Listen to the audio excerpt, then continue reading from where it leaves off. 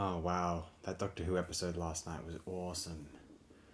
Oh, the Daleks, they just destroying all the files, and then, man, that was so exciting. This is the best show ever, man. I've got something to look forward to every week. I can't believe it. I can't wait for next week's episode. The Doctor, Ian, Susan, and Barbara are going to have to help the files to fight back against the Daleks in order to get them. They need to get the fluid link back. Oh, who knows who? So tense. Can't wait to see it.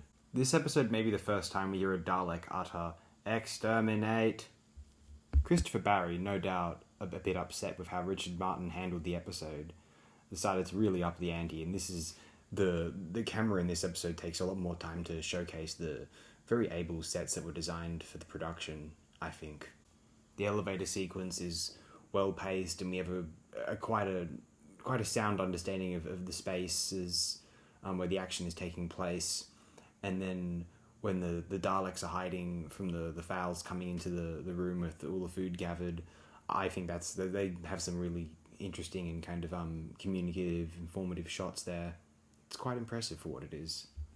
Christopher Barry, he knew what he was doing, apparently. I love how at this point in the show's run, very early, the Daleks are depicted as, they're somewhat primitive, the attempts at these mutated beings to survive after nuclear fallout, somewhat primitive but still extremely cosmically deadly.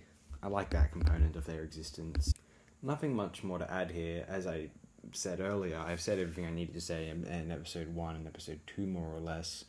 There may be more points of discussion as the serial progresses, but for now I would just like to state that this is a solid episode 4.